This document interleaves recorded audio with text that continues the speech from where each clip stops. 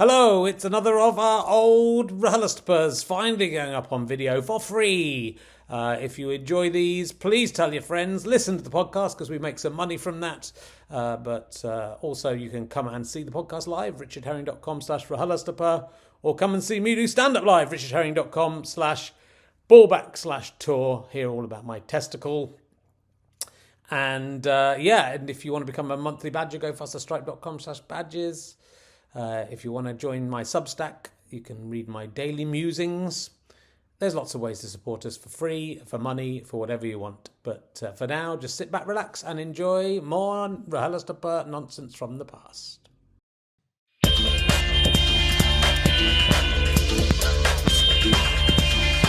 Ladies and gentlemen, welcome to the Leicester Square Theatre. Please welcome a man who's got a bottom like a cannon. It's Richard Herring.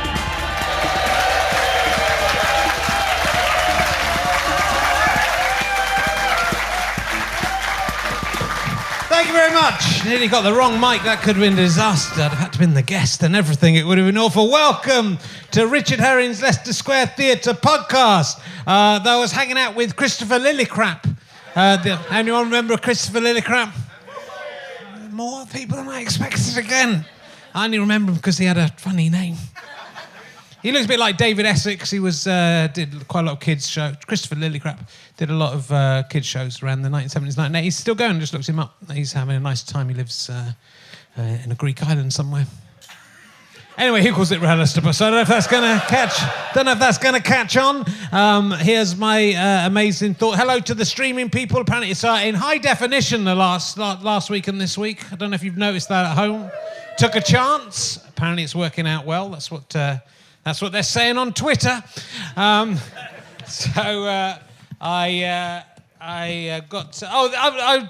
I've got to take issue with Lego. I'm very annoyed with Lego. My kids have got loads of it, but whoever idea it was to change Lego from being just the standard regular sizes, where the smallest one was about that big, right? That's right, 2 by 2 or something like that. Now it's just, I've had to pick it up like 3 times in the last day to tidy up the land. It's just they're all these tiny little bits, sort of as big as a barnacle from Moana's boat, or whoever made that decision. Now, let's make Lego really tiny, so A, it goes into Hoovers, and B, it's impossible to pick it all up in 2 minutes because you have to get that. Hope the rest, when they die, I hope they go to hell and have to pick up Lego off the boiling hot floor of hell. It's not even any good for stand-up because there's already a stand-up observation about Lego, which is that if you stand on it, it hurts your feet. So we don't need this. It's not even any use for me. I can't get 15 seconds of material out of it. Very annoyed. My son continues to be a source of amusement to me. I told you last week that he told me he was having a baby in December. Still keeping up. He's still keeping up with that a week later. Looking forward to that. What I'm most proud of him, though, my wife came back to find he'd gone to use the toilet that's just an ensuite in our bedroom. Nice, eh? She came in and she found like there was a bit of poo on the floor. And this is the second story I've told about him pooing on the floor this series, I think. And he hasn't ever done it before. So don't start saying my son poos on the floor all the time. He's done it twice. There was a bit of poo on the floor, but there was also like toilet paper trying to cover it up, and he'd sprayed, and he'd pooed in the toilet as well, but a little bit had gone on the floor. He'd obviously tried to cover it up, and my wife said, "What's happened?" He said, "I don't know." He said, "Was that you?" He said, "No." And then she said, "What's happened?" And she said, "A dog did it," which is that's what I said when I pooed myself at infant school. I said, "A naughty dog did it." And he's only 3, and I must have been like 4. When I thought of that, very, very proud of him. And that might be all the stand-up I've got for you this week. Yeah, pretty good though, isn't it? Pretty strong standard. Who remembers Christopher Lillicrap then? Yeah. Good bunny. Whatever happened to him? He went to Greece. I think he did panto for a while. work dried up a bit. He was a very talented musician, and still is.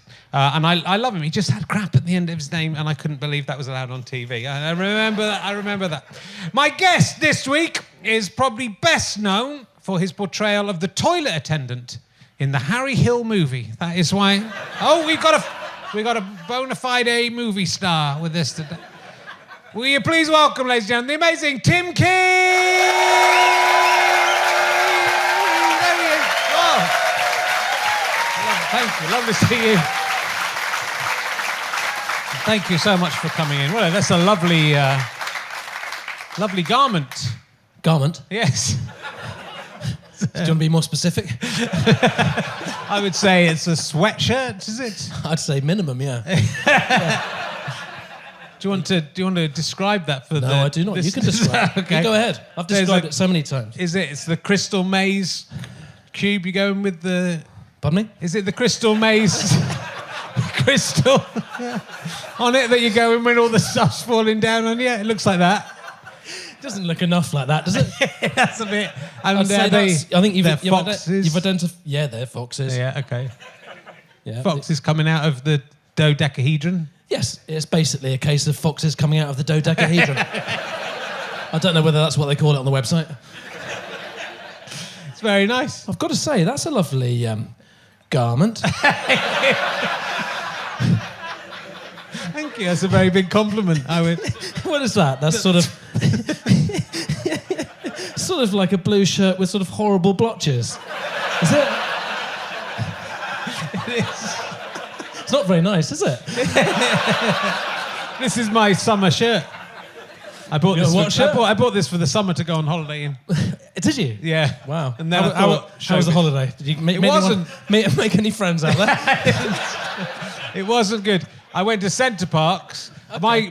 I was wearing a Rick and Morty t-shirt on the first day, and two of the young staff members at Centre Parks congratulated me for liking Rick and Morty. It's always a good sign when you're congratulated for your garment. But then, on the last day, I was wearing a Daddy Shark t-shirt. Are you aware of the Baby Shark franchise? I wasn't aware of the other two, to be honest. Okay. And then a girl in Starbucks said, "Oh, I like your t-shirt." And then I thought, do they just tell the staff here to say, "I like your t-shirt" to middle-aged men to make them feel like they should come back here again another time? Because it's working. Yeah. Which Starbucks is there? Maybe I could wow them with my foxes from Dodecahedron. It's the Starbucks at Woburn, the Centre Parks. The one, there's two. It's the one. It's the one. Which Woburn Centre Parks? Woburn Park. Go on then. What activities did you do? Fucking looking after kids the whole time. It's awful. It was terrible. I had to look after... I wasn't allowed to do any of the stuff. There was a little Land Rovers they drove around. Yes. And my son got in one. It looked like there was enough room for... And I started getting in. The guy said, "Oh, no. You can't get in." Were you wearing that shirt again? Yeah, I wasn't... You had to walk alongside and make sure... Oh, that's demeaning, walking alongside a mini Land Rover. Yeah, and then... That wasn't what you signed up for. And when he steered... Pardon me? And when he steered into, the water and stuff, I then had to reach over and try and get him out. Hang on, who was steering? My child, my 3-year-old child. My shitting 3-year-old child. Say what? It was good, though. It was nice, isn't it? To go on little Land Rovers. Nice. What activities would you have liked to have done, given your... I would have liked to... in the pool, you have to... Swimming? You couldn't swim. I would have liked to swim, but there was no swimming pool. Water too thick. Why couldn't you swim? Because there wasn't like a swimming pool in there. It was like a wave machine thing. That would have been in the pool, wouldn't it? You couldn't swim in it. It was full of people and you couldn't swim in it. There wasn't really swim in it. There was... Something doesn't add up here. Was it definitely Centre Parks? Yeah. I'd have liked to go on the slides, but you have to, when you've got a kid under 4, you've got to be adult supervision the whole time. So, and you're not allowed to take the kids on the slides, so I couldn't go on the big slides. Oh, they snookered you. And I was a bit scared of the big slides, and there were some little slides the kids were allowed on. I wasn't allowed on those because I was an adult. So I couldn't go on any slides. It's almost the definition of a catch-22. It was. Almost. Yeah. Do you remember much about being the toilet attendant in the Harry Hill movie?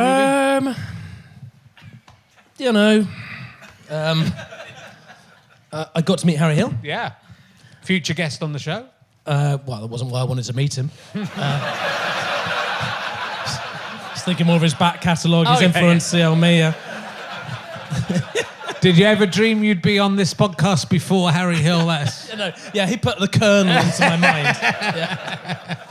Yeah. Simon Bird was on the movie. Yeah. And I remember talking to him, but it's a little awkward because he was like the lead, and I was just the toilet attendant, as we discussed. Yeah. Got a T-shirt for doing it. Did you? Yep. Not my agent's best work. But I think looking back on it, but still, a garment's a garment.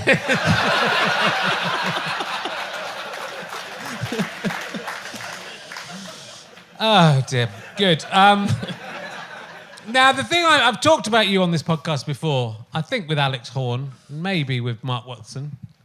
Sure. I'm interested in how you became a comedian because it's quite.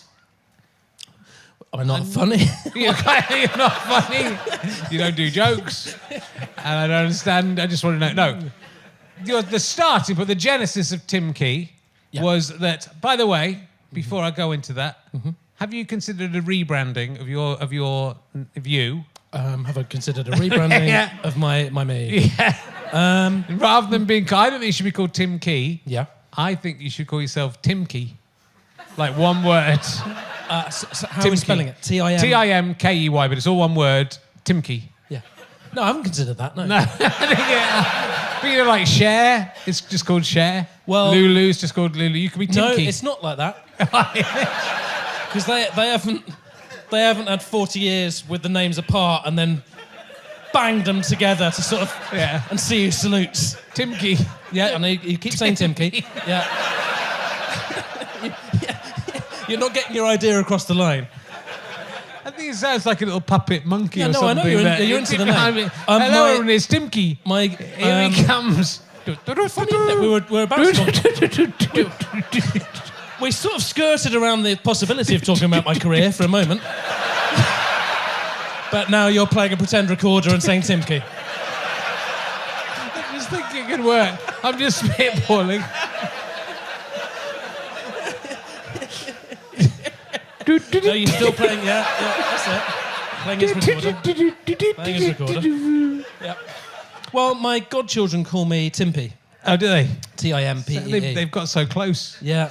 Well, they would argue they've got where they need to be. They wanted to have that name. Timpy. Yeah. And at university for a bit I was called 10p. 10p? Yeah. That's better, actually. Yeah. That's better than what I came up with. 10p. Now, how you got into... I'm fascinated by this because you were in the Cambridge Footlights and you got into the Cambridge Footlights and you got into all of the Cambridge drama and comedy stuff, but you were not at the university. No. And you did it by subterfuge. Yeah.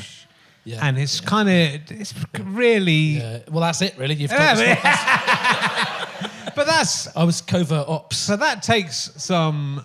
I want to say balls, but I'm not allowed to say that anymore. That takes some... What can you say here? Maybe it's a different phrase entirely. Start the phrase again. It takes some guts. Oh, guts is good. Yeah, we've all got guts. I've got guts. Some people don't have guts. That's another... Well, then look for something different. Okay. That takes some... Courage, we've all got. Courage. That takes some courage. Not really.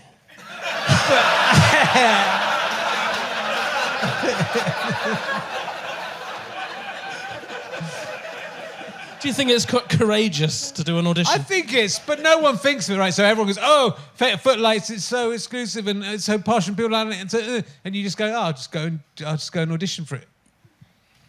That's what I did. Yeah. Yep. Were you not nervous that someone would go, "Why are you in here?" Yeah, it felt sometimes a bit like sort of high wire. Yeah. Well, I went in there to audition for the pantomime, so. It's not sort of that sort of James Bond, is it? I thought I can get into this pantomime even though I'm not allowed.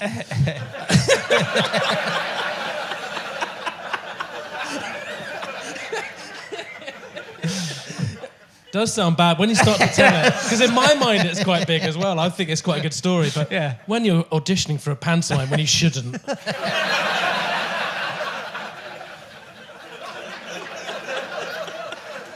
So Yeah. I went in, and then there was. But it's that decision. It's the thing of deciding to go. It's the thing of going. I wonder if I could do this. Yeah, I've just got past that bit. I'm going in. No, now. but it's. There's that thing where won't I get caught? Won't there be some guards on the door with knives? Well, yeah, you can get through it. Yeah, there would. Let me tell you a thing or two about auditioning for a pantomime. You show me a pantomime where there's guards on the door for auditions. Yeah. That's not a pantomime. That's something different. You go in, you write your email address down. It doesn't look the same as the others, and then you walk through, do the audition, and leave. Yeah. And so it's not a great dinner party anecdote. But you kept it up for a while, right? Yeah. Yeah. Yep, I kept it up, and I got into the show. Yeah. And we went to Edinburgh, and we got nominated for the Perrier Award, Best Newcomer, and it did start, my career off. Yeah. But the problem I've got is I can't think how to sort of make that an interesting story. I think it's interesting. Well, sometimes I did have to I had to sort of say which college I went to. Mm-hmm. And then there was a rehearsal at my college. And there was another person in the show, Sophie, said, can I meet you at they have things called Porter's Lodges. Yeah. It's not a dirty word. We met at the Porter's Lodge, and so that we could go and find the place in the college where I'd studied, actually at this point, for 4 years. in my origin story. Yeah. So, and I'm just getting to know this person. We're friends. We're having a nice laugh as I'm looking for the place. But, I'm panicking, and twice we get to... It's like a computer game where you just sort of get to a bit and you go, no, that's a wall.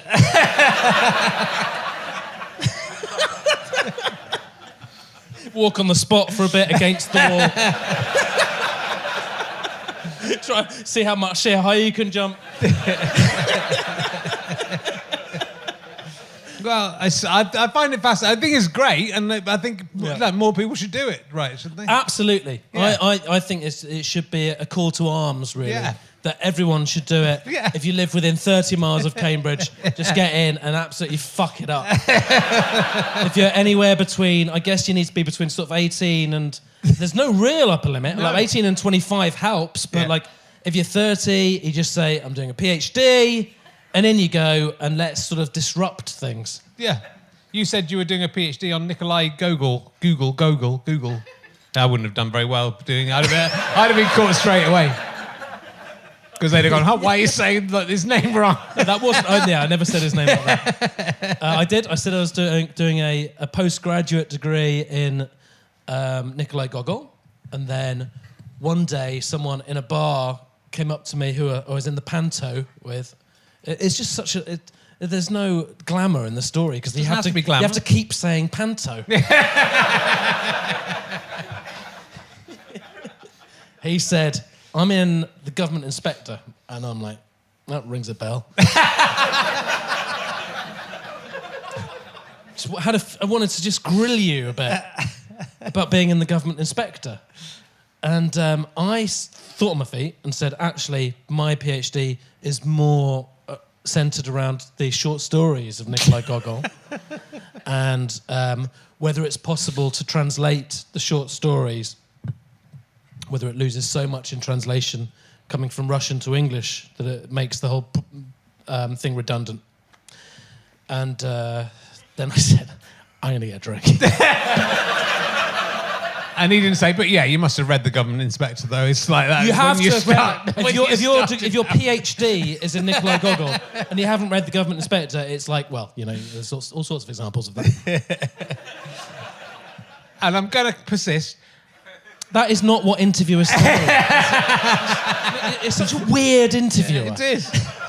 I know you don't want to talk about this, but I'm going to carry on. I do actually. Want to talk about it. At what point did you fess up? And what did Alex Horn realise you were lying? I don't know why Alex Horn thinks he's a part of this story. He's nowhere near it. Okay. No, Mark was in the show. Right. After the pantomime, we then were in this sketch show. That was the one that we went to Edinburgh with. And the director met me in a pub. The two directors met me in a pub. And on the day that they on the Saturday night, they said, we're going to put a letter into your pigeonhole to say whether you've got in. After 2 weeks of auditioning, Yeah. lots of different combinations, lots of writing, we'll put a letter in your pigeonhole. And I'm like, yeah, this is another problem. So I said, I don't know whether I'm going back to my college tonight, so could you put it in the theatre pigeonhole? I said, yeah, we'll put it in there. So, and I'm leading a double life because the reason I'm there is I live near Cambridge. So I'm just with my friends and we went to the pub, and then before we got the bus, we went down to the theatre, get the thing, tell them I've got into this thing. They don't really care. And then the next day, the directors phone me and say, let's meet in the Maypole, this pub in Cambridge. And they sit down, and it's almost like they think this is going to become a film in about 20 years. They go, we know. And they say, we want to keep you in the thing, but you can't tell anyone. Right. They didn't tell me how they knew, but they knew. Anyway, about 2 months later, after we'd done all of written the show, basically, we had a dinner party, and at the dinner party, Bruno, the director, said, he's got something to say. And I had to say, I don't go to this college. Everything is, fabricated. Take from that what you want, really, friendships-wise.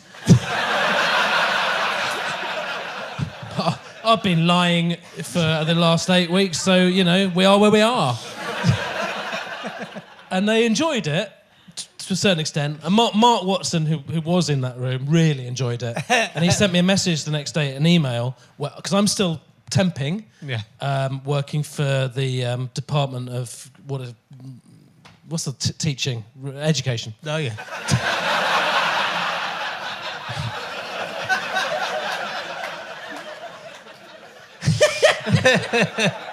He compared me to Gary Crosby. Okay. Do you know that guy? No. No? Someone will know. Well, speak to your people. Who's Gary Crosby? Crosby, Stills and Nash? No, don't know. Well, that's staggering. Basically, all the people who know are shy. More people know who Christopher Lillicrap is. There's a Nottingham Forest footballer called Gary Crosby who, in the late 80s, and Andy Dibble is stood there with the ball, this goalkeeper, this bloody lemon, and Gary Crosby nods it out of his hand and scores. Right. And Mark compared me to him at one of my proudest moments, really. Okay. Just an impudent move at the correct time in your life. It is. I mean, but there's that risk because they could have just all turned around and gone... Killed me. Yeah, killed you. Yeah, and they would have. It was high risk, yeah. And the law wouldn't have been able to touch them for that. No, absolutely not. They were actually at the university. No, they could have torn me limb from limb. You weren't even at the university, so the university police would have turned up and said... what I was doing was totally wrong. Actually, one of the worst things probably anyone's done. Yeah, I think so. But it's good you did it. But it's gone into folklore. It has. Yeah. But also it gave you, all those people that you met through that are people that you've sort of worked with over the next 20 years. Yeah, that's the only real downside. Yeah. I think it's fascinating. So I think, and I think it is admirable. I think it's just shows. Yeah, it did feel when I was doing it. There was something about it that did feel right. Yeah. And it felt very good. Yeah. Yeah. Yeah. Yeah. How do I know that you're really timkey and not just someone pretending to be him? No. What? It's all done now. Okay. Got it out of my system. Okay, you sure? This is me. Okay. Timkey.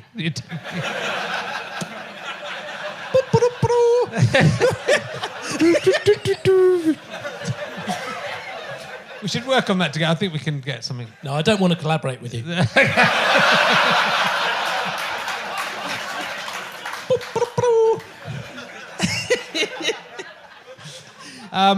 And also, I wanted to sing Let's Get Personal then. When I did your show in Edinburgh, We Need Answers, I think it was. Was it that one or was it a We different Need one? Answers, yeah.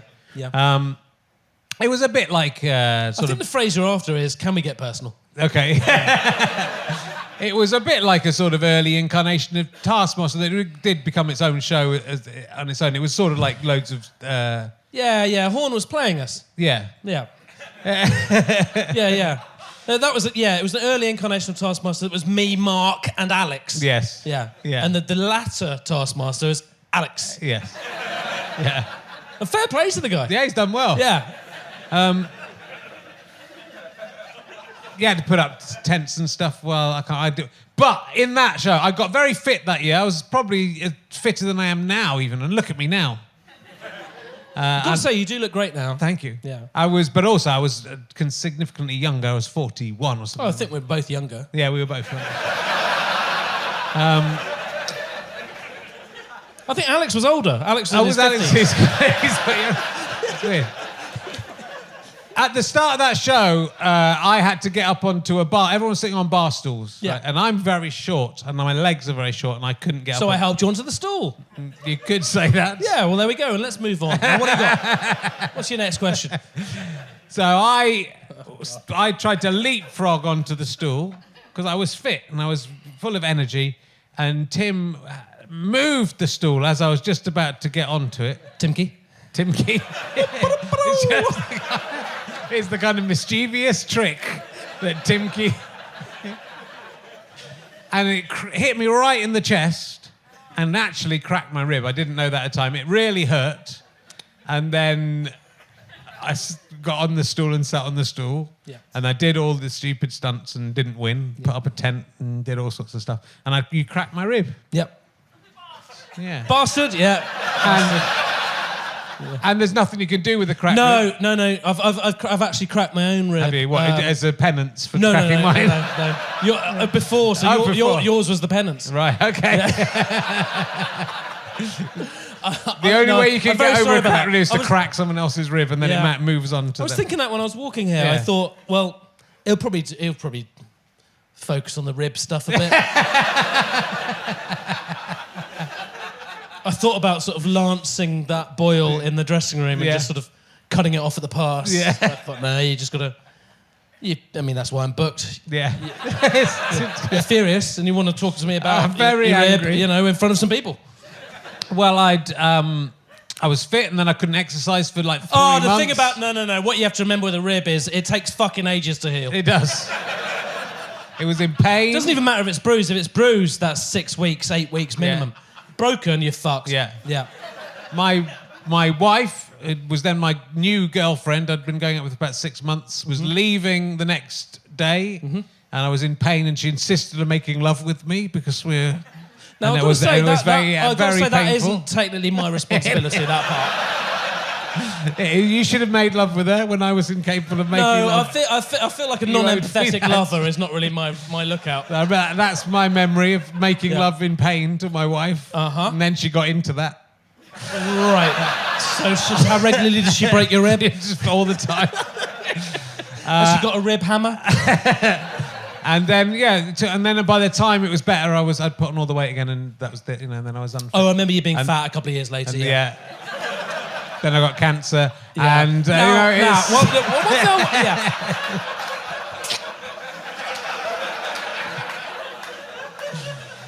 now I've got to say, like, the cancer was a happy accident. But what I will say in your defense, I wanted to air this. You're a terrible person, and you did me wrong. And I've never been punished for it. But what you did, a few months later, you sent me a biography of Charlie Chaplin. Do you remember this? Nope. And it was reading that book that gave me quite a lot, and it was just sort of timed at the time when I was working. I don't think you knew that when I was working or thinking about doing the Hitler Moustache show. Oh, really? No, I didn't know that. And I read this whole biography of Charlie Chaplin, and it really... do you not remember? It was a very nice thing for you to do. Maybe it was someone pretending to be you. Maybe it was Timkey.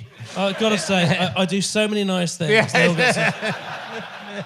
That's great, and I saw that show, and I love that show. And so it really, I think, there's bits from that book. So there you go. If you hadn't cracked my rib, I wouldn't have done a show that, if anyone now looks back at it, will find it troublesome in some ways. Oh, yeah. It's not something you want to sort of scoop back out and put on DVD. But it was great to see you in the courtyard with the moustache. Yeah, it was fun.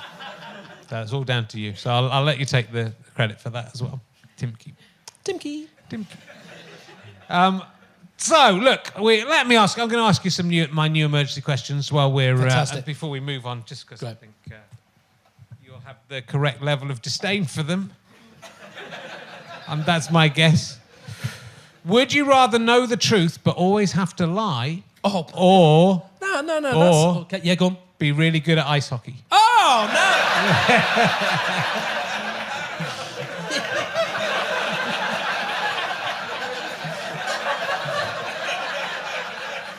Oh, that's a good one. Yeah, really good. I listened to this podcast. Yeah. That's one of the better ones. Oh, I'd love to be really good at ice hockey. Would you? Yeah, have you played? Do you play? No, and I don't like... I don't You might like... play? Why would you say... What kind of reaction is that? Why wouldn't he play? I can't really... Let's see if the cunt plays. I can't... Can you play? I can't risk it with my ribs. They're very fragile. No, I don't really like anything that happens on frozen water of any kind. You're talking about ice there. Ice, snow. You tell me whether snow is frozen water. I don't know. It is. Is it? Yeah. Yeah, you know that for a fact. Yeah. I'd say frozen water is ice. What about snow? Oh, I which think is also snow's- frozen water. No, snow's its own thing. What about snow that's compacted? I'd love to have the confidence of someone who thinks that snow and ice are the same. I think they're the same, but I don't think a piece of coal and a No, you do think they're the same. I You think that frozen water is snow. I think some of it is. Some of it? I don't think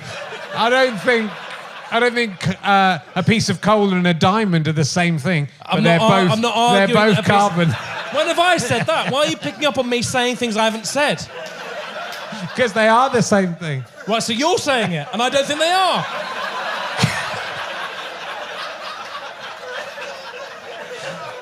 I don't like anything. No, I don't like anything. I don't like anything. I hate everything. I don't like anything. What's your worst thing? I don't like anything that would be in the Winter Olympics. You don't like anything that would be in the Winter Yeah. Olympics? I like so much stuff that's in the Winter Olympics. I don't like skate. I'm not good at skating, and I'm not good at skiing, which is. Well, they're both on ice. They're- Skiing's a nightmare. It's so quick. It is. So I don't fancy. Mine's ice hockey. If you're giving me an emergency question, they're so difficult, the emergency questions. My first emergency question in my life, and I've got, you can be good at ice hockey. Yeah. I'd love to be good at ice hockey. Okay. I used to watch it. Did you? You're a sporty guy, though. You're a footballer. I play football. Yeah.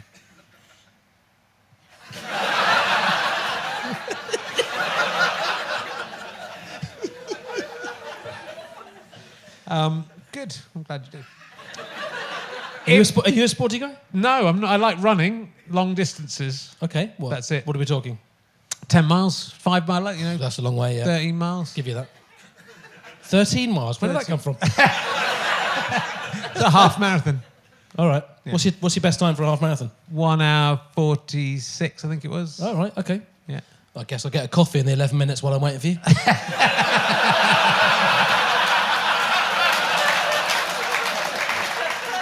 10 years ago. Yeah, mine was 7 or 8 years ago. We'll see. I'm doing another one in them. Let's do one now and see who wins. What, now? Yeah. I'd happily do one now. That'd be great, yeah. We just leave these people sitting here for an hour and a half. I can do it on my watch. We can work out how far we've gone. If you had the power to bring one historical figure back to life, out of all the people in history, who would you rather reanimate? What was the funnel? That Out of all funnel, the- funnel out- flourish in that question. out of Who would all- you rather reanimate? Out of all the people I love in...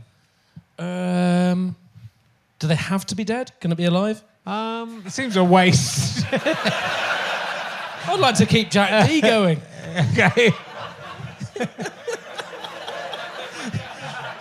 I'm going to use my I'm going to use my powers to just keep Jack D going forever. Okay. He's still right though, isn't he? If you've not heard anything that he's not. What's happening? I don't know.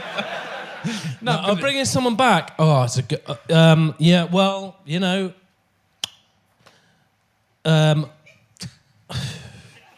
Well, who's yours, by the way? I mean, I'm going to bring back someone. I've got mine, and mine's pretty good. Okay. Well, I know you like Russia. I'm quite interested in Russian history. I think I might like to bring Rasputin back to life. He'd shake things up. You would? He's another Cummings. Yeah. The hand grenade. Yeah. Yeah. Well, I'll bring back. Pardon me. Matt Axack would be good, but I don't think he's gone yet. I'll probably go Tony Hancock. Yeah. Yeah. He was so sad, though. Why would you bring him back to make it? Well, give him another whirl. I mean, maybe might be more support this time, and he could sort of sort things out. I don't know, but he's a good choice. You know, apart from got a good reaction. Apart from him, wanting not to be alive.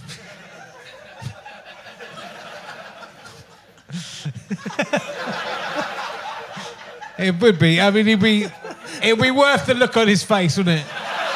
He would pull a funny face. Not this again. You are joking.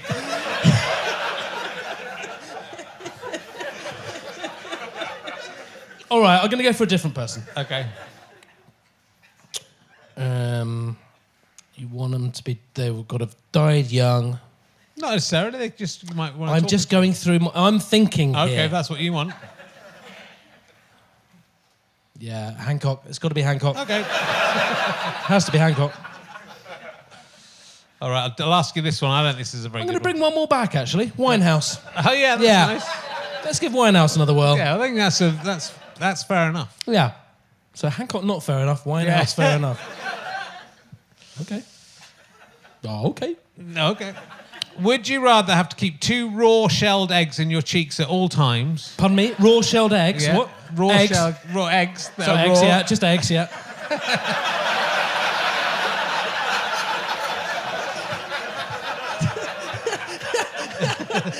How long have you been saying raw shelled eggs for? Because... Not because. Give me a sign. You would say, I'd have hard-boiled eggs and they wouldn't have shells on them. Well, how about you say eggs and then you see how the conversation develops? Don't start with raw shelled eggs. Would you rather have 2 raw shelled eggs in your cheeks at all time, one in each cheek, or have a jaw made out of glass? The glass would be with the fragile kind used to make thin wine glasses, not the reinforced kind that can stop a bullet. Oh, yeah. I get it. So you've got to be careful with your jaw. Yeah. Or quite careful with your cheeks. Oh, it's a no-brainer. Really? Yeah. And that's not part of the question. But that's shame on you for putting any question in there that is a no-brainer. Shame on you. Okay. There should be tough decisions. Okay. I'm not, grandmother eggs, but I'm going that for me every day of the week. That's the jaw. That's not the obvious answer. That is the obvious answer because I'm not going to be the egg guy. I will not ever be the egg guy. I will get the glass jaw. Yeah. Yeah. Look at me, and then I will. And I will find the appropriate, skilled artisan to make me something very special down there. Okay. Yeah. I'm going to have an outer jaw. Okay.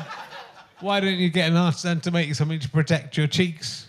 Because I'm this guy. I can't talk. There's one example where I can talk and one where I can't. My livelihood, Richard. It would affect that. What acting role am I going to get where I've got cheeks that come to there? Am I going to get in the next Harry Hill movie? Probably. Yeah. That wasn't a very good example. That's the only job where that's the advantage. Be the absolute star. Right, let's talk a little bit about you. Yep. Thing you Amazing. That's 40 minutes in. You never got that from Parkinson. No. He wasted a lot of time. So, just getting straight to the point. Well, let's talk about Alan Partridge. First of all, when you're working with Steve Coogan, does every day you go, I just have to say, Rich Channing created this character before we Before we go, and then we'll get on with it. I just need to get that off my chest. What, you think I say that when No, I go in? I think Steve Coogan, not in character as Alan Partridge. Yeah. Says, as you get in, he goes, I've just got to say Rich Tane created this. Oh, like saying grace. Yeah. And then just let's. No, he hasn't. He hasn't come sort of. No, I've worked there for 10 years actually, Yeah. and no, your name hasn't come up. No, okay. Did you create the character? No. Okay. Not in any way. Did you do Tony Farino? No. Okay. No. Didn't do it. I didn't really do anything. Just sat at the back and no. So where were you? Well, we wrote lots of stuff on the hour, so we wrote a lot of what Alan Partridge said. Now, what's on the hour? No, I love on the hour. Yeah. That must have been quite exciting. Yeah, it was. Well, I don't want to talk about me and on the hour. No, But it wasn't that. there's no But harm in it doing that. We're wasn't going to do as- 5 on you. It So was. It was. So how did you all meet? You know, you got some of the biggest comedy brains in the Yeah. industry that Well, all went like for 20 years later. We're still talking about. Yeah, Armando Iannucci got the team together. Yep. That's how it happened. Okay. So I met Armando at university, but then we then he was the producer of Weekending, Mm-hmm. and he liked what we were doing because we didn't really like Weekending, and he did he. So you didn't like Weekending? no, the 8 weeks before we had the producer on 8 weeks. 2 before- months. 2 months. Yeah, before. Not exactly, and it was exactly 8 weeks. The 8 weeks before.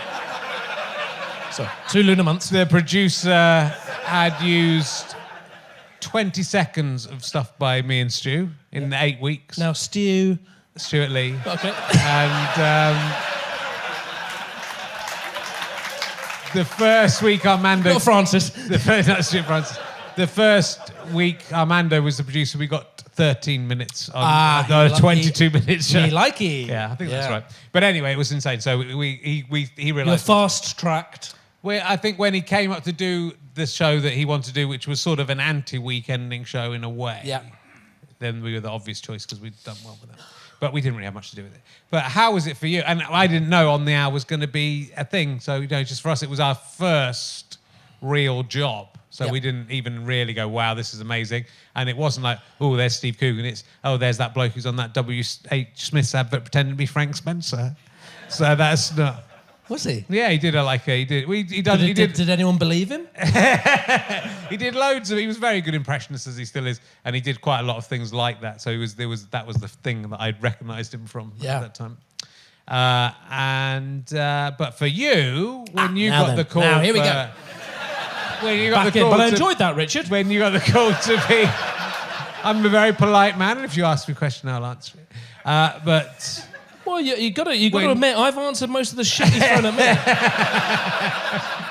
me. When you got the call to be on Alan Partridge, Alan Partridge was quite a big deal by then. Yeah. So that must have and I've read you saying you still find it a bit difficult to work with him without being kind of slightly in awe. Would that be fair? Yeah, very fair. Of the circumstances. Yeah. I think so. I feel like you do sort of meet a lot of people when you meet tons. I do, yeah. Yeah. Do you ever get starstruck from the people who come on here? Yeah, not very often. Not today. No. Just gonna get my beer. Get to the. Have you got another beer? Oh, yeah, I've got another beer. That's good. Yeah, no, I do. There's sometimes, yeah. Go on then, top 3. Michael Palin. Yeah, won. Palin. Yeah, give you that. Who else? They're all white males so far. You tell me. Mate, who else have I been starstruck by? Brian Blessed. I don't think I was. I was almost weirded out. Yeah, like almost struck. I think rather than starstruck. John, I was sort of, John the Ross was one of the early, thank you, I think that was just in my brain. John the Ross was the first, person I didn't know at all who I interviewed, and then I was sort of thinking, oh shit, you're a really good interviewer, and I've got to interview you. Oh, that's not easy to interview an interviewer. And then that's why I started doing emergency questions, because there was a point in that interview that I just went, I'm going to need this. I can't think of anything to ask you. So then I just thought I have a book of questions that I can ask in those circumstances. Couple of editions now. Yeah. I would say, it's you get quite inured to it a bit when you're meeting comedians, but I think weirdly those people who worked on, the day-to-day and stuff like that, I feel like those people... So just from on the hour... Just after. Just after. Yeah. I think weirdly, Steve Coogan is in a slight kind of sweet spot of how old I was at the time when it came out, and that it being related in some way to the first stuff that you enjoyed and you're not watching it because your parents are watching it, all of that sort of stuff. Yeah. But weirdly, my dad loved it as well, so it sort of did both, kind of. It felt like you'd found something really interesting, but also you could watch it. But it wasn't really family television. It wasn't like Fawlty Towers. No. And then there was just a load of it in a big slew that probably started in about 1993 or 4, but you just got given it loads. You got given it the radio stuff, then became the TV stuff, then Know Me, Knowing You became a TV show, and then it became a sitcom, and it probably lasted for about 8 or 9 years, where that it sort of you trace it through going through the end of school to sixth form, driving around listening to these tapes and stuff that we'd bought, these cassettes, Right. and then. It was a big part of my life, his voice, and you'd do his voice at school, and you'd quote the stuff. And I remember meeting people at university who their thing was Ali G, because it was they were younger. But he was right in there somewhere in a very, very sweet spot. So, yeah, when he asked me to be his sidekick about 10 years later... Yeah, I could. Do you do that when? do you do that when there's a momentous moment in someone's life? Well, we got Steve backstage, and we were gonna. When he came, he was gonna come on and, of course, hug you and stuff, and we had this big thing planned, but unfortunately, Yes, you have to release a single piece of confetti when someone's talking about their hero. So yeah, he asked me to do it, and it was it was crazy. Yeah. Because I really, really like him and think he's so good at, he's a genius. Did you tell him or did you play it cool? I think played it cool. Yeah. Did you come in and go, I think you're shit. I think you're really shit at comedy, and I'm glad you got me in because I'm going to make it better. That's how I'd have played it. You play it too cool. yeah. I played it a bit warmer than that. Okay. But even that is quite difficult. I mean, I think that comes when you sort of there's no time to say that. When do you say that? You don't say that in a rehearsal, and you don't say that when you're starting to film. The only time to say that is if you're in the pub and you've finished doing the show, really. Yeah. Unless you're sort of going for drinks after you've finished, doing it. And we never really did. So the times I've been in a pub with him, which is like a few times, I'm very, very effusive. Right. I let myself down and say, basically what I've just said to you. But yeah, the strange thing about it is it doesn't really dissipate. And most people, it sort of becomes normal straight away because you're like, well, it's just a person. With him, there is something where I am still slightly starstruck, I think. Yeah. Yeah, I get it. I mean, I understand it. I worked with him. We did a sketch show like in 1991 or something, the Dumb Show. Yeah. So when it still wasn't that. He was clearly like better than everyone else doing sketches in the show. But it didn't feel like that. So it's sort of weird me knowing him from before. Yeah. I suppose so. That does change it. But I'll have people around me probably who when they're his age, where people will be like, I can't believe you're friends with this person. Like, Alex and Mark and people like that, where you're like. Yeah, it doesn't make any... Because we met when those guys were like, bellends. Yeah.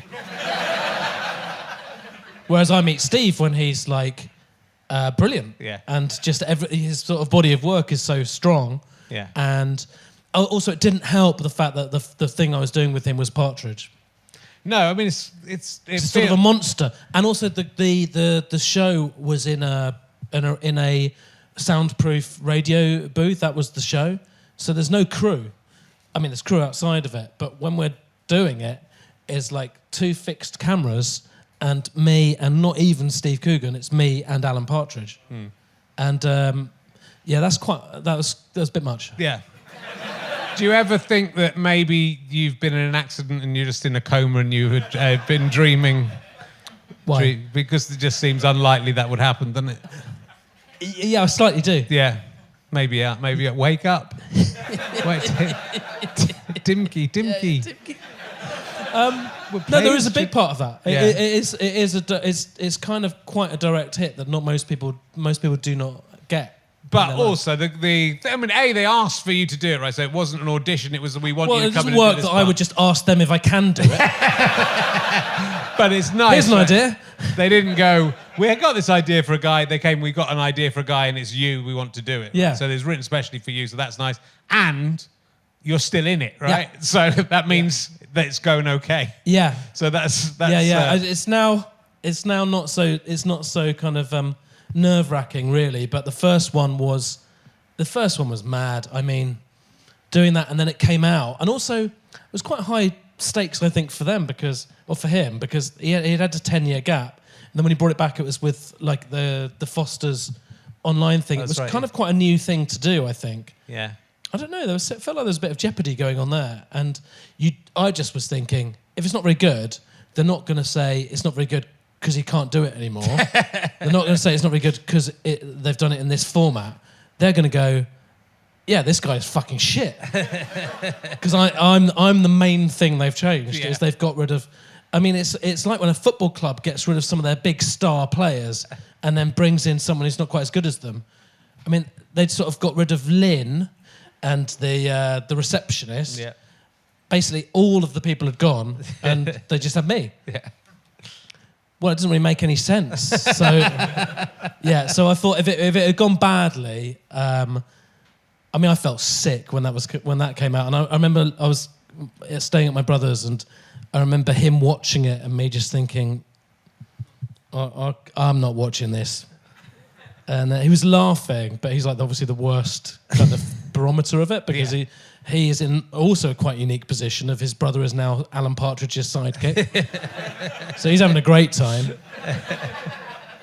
Yeah, and then I watched it and thought, yeah, that's fine. I mean, it's not that difficult a thing to get your head around, really, in some ways, because it's not like Morecambe and Wise. I am like a foil.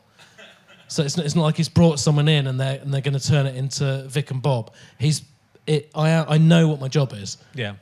I'm like a conduit to mean that Alan Partridge opens up and there's more and more Partridge on the screen. But even so, it's like, yeah, it was quite high. It felt quite high pressure. It's interesting the way he did it, and it's clever the way he did it. It sort of felt like testing the water to see, doing it in a small way. It actually was very clever of him to go, because if it hadn't worked, he could just go, no, you've still got the rest of it. But it was. I mean, I think since he got the Gibbons brothers in to write it, it's kind of gone up a gear, really, which is pretty impressive, given it was pretty good already. Yeah. So they really get it. I think it's amazing. I always kind of have when people are really nice about it, I know that my favourite incarnation of it is definitely the stuff that I'm not in. So the first I'm Alan Partridge is probably, I think, peak everything. But at the same time, I watch the stuff, and I also watch it there, and I'm like, when he's doing it, I'm like, that is... And he's an interesting person to work with, because he'll reset and do it again and again and again. I don't know how much you've worked with him, but like, he'll do it again and again and again. It's a sort of unique process that he has, where you don't just do a take and then say, okay, let's do another one. He's constantly starting sentences again and stuff like that, which is a bit of a handful. But then there's a bit where he does it, and it's like a musician. There's this moment where there's like 30 seconds of him doing it, and you're like, yeah, okay, fair play, it's that bit, and that's genius. It's quite amazing to be in there with him. Yeah, well, it is that not just of my generation, but the 2 or 3 generations beyond. It's the big comedy character, and also I like the fact he's gone back to because he's the right age to do it now, which is nice. But also the British thing is to do something for 12 episodes and then stop. Yeah.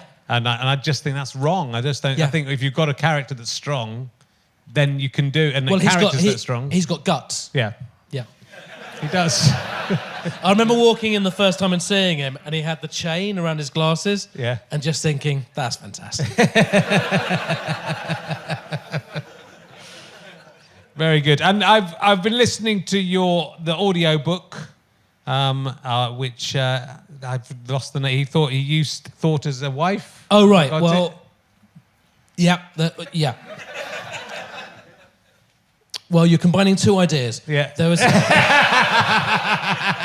I've been listening to your audiobook of poems. Right, so there's an audio book called The Incomplete Tim Key. Okay.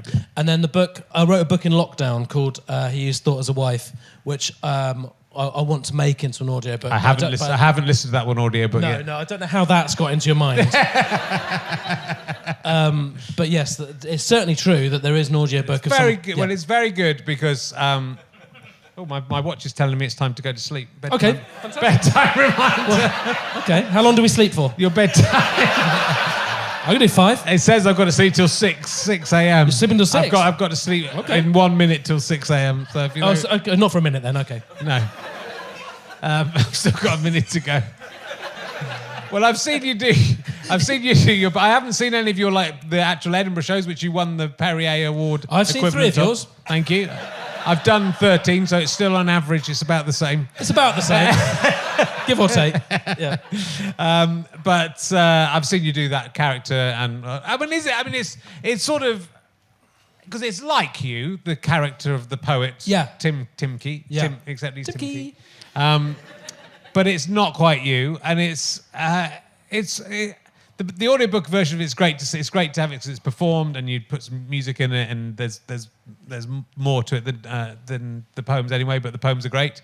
But it's fascinating because it's funny and frustrating, and also it's not quite. I've seen acts do parodies of bad poetry before, right? Yeah. And this, but you've not seen one do a parody of a good poetry. I haven't seen. It's not quite like that because mostly it's too.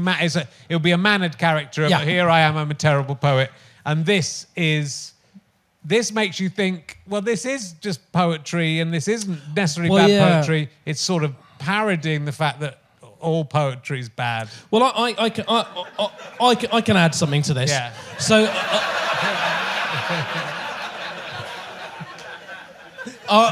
When I first started doing it was in about 2004 or something. I'd done some stand-up. That hadn't worked out very well, so I quit. Yeah. After 10 gigs, miserable gigs actually, and a miserable part of I suppose my life. But then I rebuilt, started writing poems, and then I did my poetry character, which was like reading these poems out, drunk, wearing a suit, this lashed guy, and all over the place, and basically playing drunk as well. I mean, even to the extent, to be fair to myself, and it doesn't sound great, of burping and sort of going, oh, whoops, and all of that sort of stuff.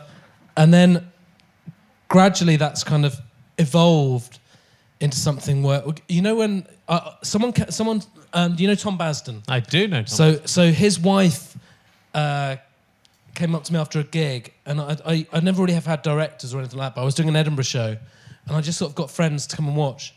And I think she sort of switched it round slightly because I wore a nicer suit that time, and she said, "I think that's the answer." She said it was a bit more charming, and I think that's what you want to do. Yeah. And honestly, that sort of opened it up for me, where now I am a bit all over the place on stage still, but that sort of journey from basically a character to the sort of dream of being able to unlock yourself on stage. The poetry is sort of neither here nor there. I feel like now I'm very comfortable on stage, and it was a character, and now it's somewhere between a persona and me. Yeah. So I kind of feel like really kind of lucky that I've sort of done that. And it allows you to be to talk about ideas that are kind of shocking and unpleasant without it being shocking or unpleasant at all. Yeah. Yeah, that's the sort of the trump card where there's always this kind of like, you know, twinkle in the eye where you can sort of sell ideas, and you can sort of make people not stay angry with you because you're sort of they can't quite get their head around what you are. you're sort of friendly and charming, but also there's something sort of, poisonous lying within. But I don't know, it's very rare. Obviously, you probably have the same. It's very rare you talk about what you actually do on stage. Yeah. But I think there's something like that is happening where, I mean, the main thing is there's something really fun and enjoyable that I love doing on stage, which before I'm overthinking it and trying to work out how to do it. And now you sort of go on and just sort of, it's still nerve-wracking, but you sort of think, probably be fine. Yeah. I get that. And that's what I think listening to it, and as a comedian listening to it, there are times you're going, well, what's going on with this? This isn't, why is it funny? And so sometimes it's making you almost angry, but that's the point of it though, isn't it? You're trying to make people confused, I think, aren't you? As much. Well, yeah, because it still is happening like that. Yeah. It is funny, but it's confusing and it's. I want to say irritating, but it's not irritating. But it's the same. It's a shame you want to say it. It's the same.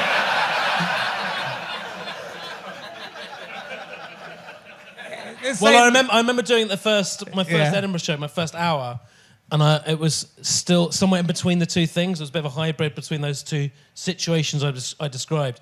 And I'd walk up to the microphone and I'd pull out my first poem, and it would be deliberately a little antagonistic, right? Where some people would like it because it's a bit odd, and some people would be like, "What the fuck is this?" Yeah. So and I'd deliver it, very earnestly, and then I'd walk to the door of the it was in the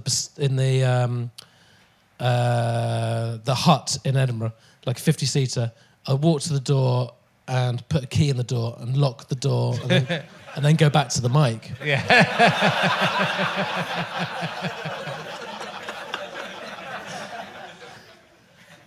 But that's what I like. That's why people were so furious. Yeah, yeah. Because if you're in the part of, it is a bit of a. I don't know how your stand-up has evolved from when you started doing it. Were you ever interested in dividing a room? Yeah, absolutely. Yeah. I think when I came back to it, a bit too much. So, okay, I did it early and just tried to do what I thought would get me booked and what I liked, but somewhere in between it never quite worked. And then when I came back to it, I thought, fuck it, I'm going to do exactly what I want to do. And so I did a show called Someone Like Shoggot that was sort of about annoying people, really. Yeah. And when I listened back to it, it's the one show. It's one of my favourite shows, but it's the one show when I did them again and I listened to it all the way through, I just went, this is actually too much. Because it's too much goading people. But I think it is a bit of a learning curve because I remember doing it and thinking, I had so many walkouts and... No, they were furious. Yeah. I can see it. I can see why. Yeah, they're irritated. But they spent 65 quid for the ticket. Yeah. No, less now. But, you get the idea. It was a lot. No, they'd spent £10 to watch this show.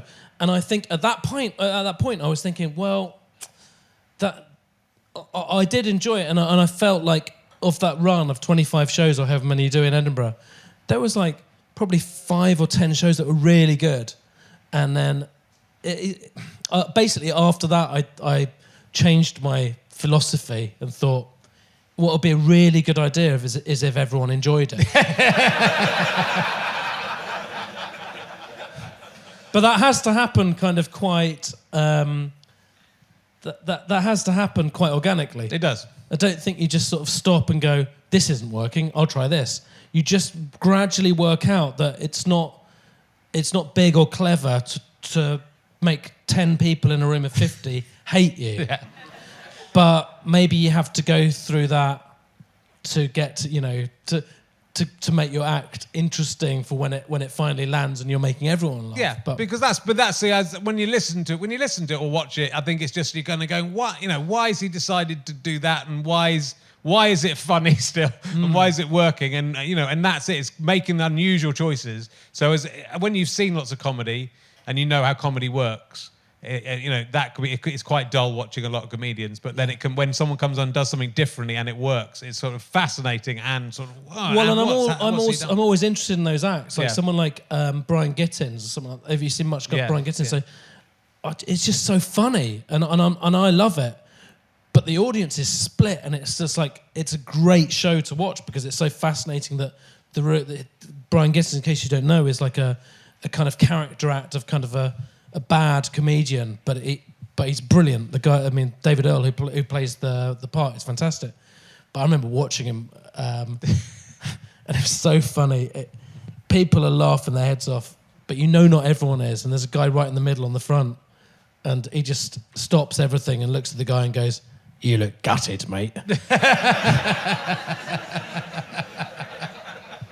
But I used to enjoy it to an extent, to annoying people, and I think especially once I'd had kids, but I think before that as well. But once you've had kids, you kind of think, like, a lot of people, this is their one night out in maybe 6 months. And what? like, but if Six when months? you've Where's got that come kids, from? you don't go out. You never get. Oh, yeah, when you kids, got, yeah. So if you've got babies at home, you might get 1 or 2 nights out, Yeah. and then you go out and the bloke's just deliberately trying to annoy you, Yep. Yeah. and he seems to be enjoying the fact that he's annoying you. So I decided to not do that anymore on purpose. Though it's still. There's no shame in trying to make people laugh. There is no. It's true. Let's quickly talk about. We haven't got too much longer, but let's quickly talk about Taskmaster. Which, I mean, you're down as task. Down as? What's down as? You're down as. You're down as? You're down as. You're down as task consultant. Yes. That's what Yeah, that's true. It's good use of down as, Thank actually. you. You just have to wait till the end of the sentences sometimes. Yeah.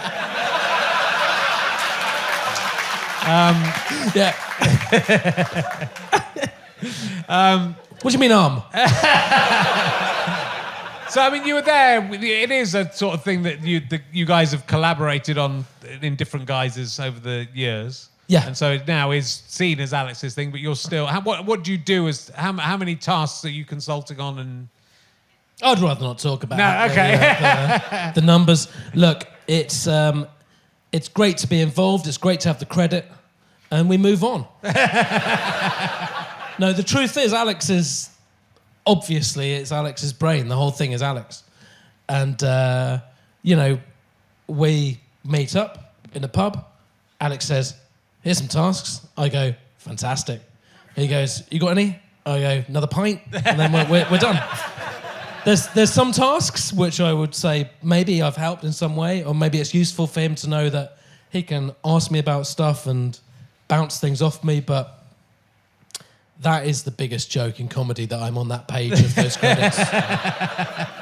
This is Alex's show. Right. Yeah. What's coming up on the Champions of Champions edition on Wednesday? What's coming up where? On the Champions, there's lots of things falling off on the roof. Yeah, well, that was some water. Weirdly, that was liquid. No, I don't know it was water. That was liquid. It was. Have you seen Shallow Grave? It was. Might be melted snow. Again, back to water. Do you know what the final task will be on the Champion of Champions? I've done all the other tasks on the Champions of Champions. I'm doing the Champions of Champions. You're going to be there on Wednesday watching? Is it still going? Yeah. Hang on, Wednesday. What's Wednesday? Wednesday we're recording the Champions of Champions. Champions of Champions of Champions. Can you stop saying Champions of Champions? Did you win your series? I won my series. Oh, bless your little heart. Why not? I've got a trophy at home and Have everything. you? Yeah. I can't really tell you what's going to be the on-stage task, if that's what you're trying to get out. I was trying to get that out. No. Oh, okay. No. Because that would be an advantage. No. Because I could practice. It's usually something with sort of balloons or mirrors, isn't it? It is, yeah. Who do you think will win the Champion of Champions? Who's in it? Me? Don't say, please, don't say, we're watching it. Yeah, we haven't done it yet. Honestly, the chances of me saying are 0. I didn't know this show is still on telly. Ed, we haven't done it yet. We've done our task, but we haven't. But I've no idea anyone else has done. I've been brilliant. Ed Gamble. Yep, I was at his wedding. Go on. I saw you on the Instagram. Lou Sanders. Yeah, Lisa she was there. Tarbuck. Yep, Tarbuck. Yep, Tarby. Kerry Godliman. Godliman, yeah. Richard Herring. Yeah, you Alex, didn't forget you, did you? Alex. Very egotistic person, aren't you? I put myself at the end. Yeah. Alex Horn is being the Taskmaster's assistant, and I think Greg Davis is Greg the Davis, Taskmaster. obviously, slots in on the throne. Yeah. Who do you think will win out of that lot? All right. Yeah, Tarbuck. Genuinely do you think that, Tarbuck? No chance. I'm just going in very blasé. I'm not bothered. Oh, you're going in as an entertainer. I'm gonna go in. I'm gonna try and make it interesting this time rather than just do the task. What tasks have you done so far? Can't say. I'm not allowed to say that, am I? Well, you can say to me. Okay. I wrote the fucking things. I did one involving. There was an arty one where you have to use parts of the human body. Do you know that one? Why aren't you winking? I can't remember. There was An fun. arty one where you, what art is there where you don't use a part of the human body?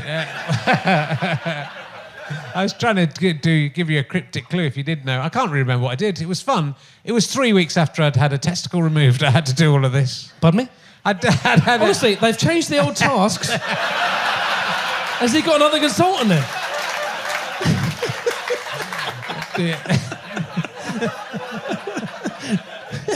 You've got to give something very important. Donate in something a to Greg. surprise. And then they'll make a super champion out of all the body parts. That have been cut off. It was. I can't. I was genuinely. We left it. I had to move the date I was recording because I was in surgery, and then You do go on about the old cancer. And then they said. Doesn't he we go on have about to his do cancer? it. We have to do it by this date, and I go. Well, they said I can't lift anything for 4 weeks, and that's Because 3 of the weeks cancer, in. yeah. And they said, well, that's when we have to do it. So Alex let me lift loads of pipes. I remember lifting loads of pipes around and Alex sitting around watching. Big pipes. I think I did okay, though.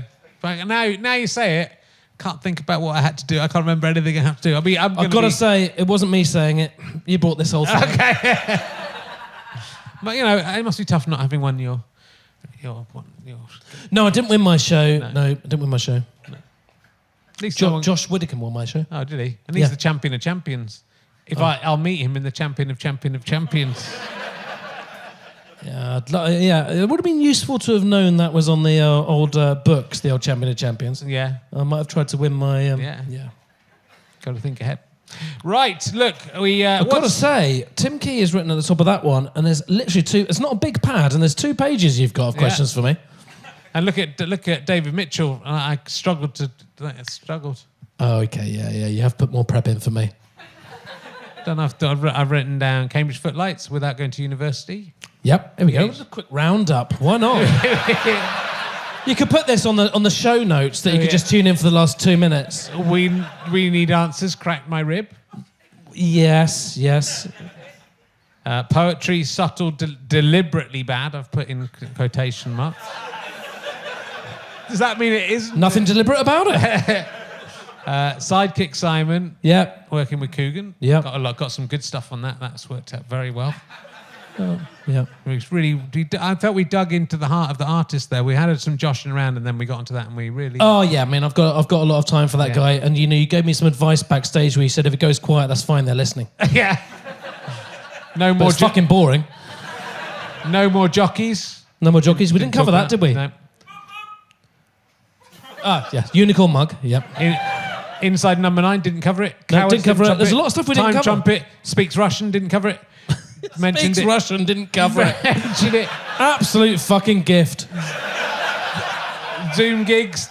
Pin drop silence when I was doing my Partridge stuff. Yeah. I could have sung a Russian song. Tree with Kitson. What? Talk about Tree with Kitson. Didn't cover it. Yeah. I could have opened the lid on Daniel Kitson, but don't worry, don't mind me. Someone in a paper wrote you a mischievous, rarely earnest, tough, touch, absent-minded. You let a journalist into your... Yeah, a journalist came into your house. Sure. Do you remember this interview? A female journalist, I've forgotten her name. You needed to go and get some orange juice, and you left her in the house for 10 minutes. And she looked around your fucking house and wrote about it. She's not a fish. Yeah. It's okay to leave a journalist in a flat. It isn't. It's not okay to leave a journalist in a She flat. looked around all your stuff and said you had a She's a journalist, mate. She's looking for dirt. I know. Don't do that. She saw that you had a bar full of liquid. Water. We don't know. We don't know. Just clear that up. Melted snow. I want you to know, rebrand timkey was in there. Rebrand timkey. It's prepared material. Alex Horn said about you lived with Alex Horn. Didn't mention that. He's turned his unprofessionalism into an art form. Nonchalance bordering on arrogance. I agree. I agree. That's fantastic. He said that? Yeah. I love that guy. Watson, Basden, Horn, friendly rivalry. Could have put a question mark on Yeah, yeah. Poet- Some of these questions are fantastic. Poetical playing cards. The Slut in the Hut he used to thought as a wife, which is what. Yeah, he used to thought as well. That's why I came on here to promote that book, but that didn't really come up. Yeah. The last one's good. So that's going to be an audio book? Yeah, you know, we wrote. Well, I wrote it. To be fair, we can't really say we when you're writing a book. But yeah, I wrote that in the first lockdown, and it came out at Christmas, and you can buy it, obviously, because it's a book. And now we're discussing an audio book. I was discussing it today outside a cafe. Okay. Mm-hmm. And is the we the same we who wrote it?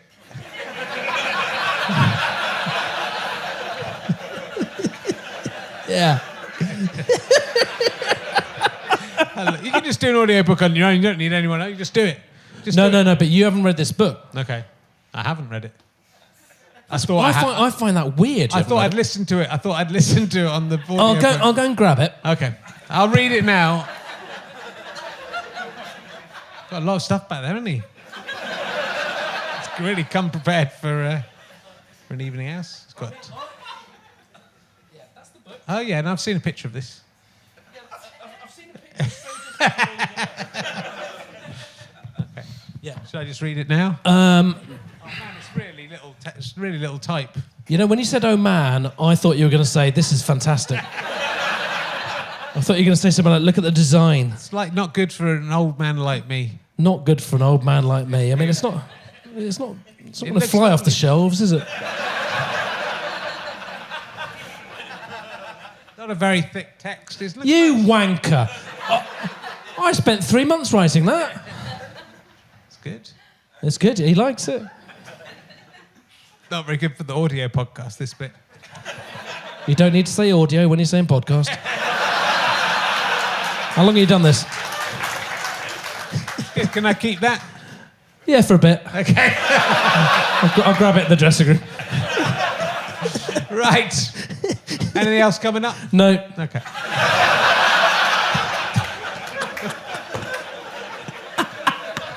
I'm doing some gigs at the Bill Murray. Yes. Yeah. How about David? Has he got stuff coming up? He's, can't remember. Said something at the end, didn't he?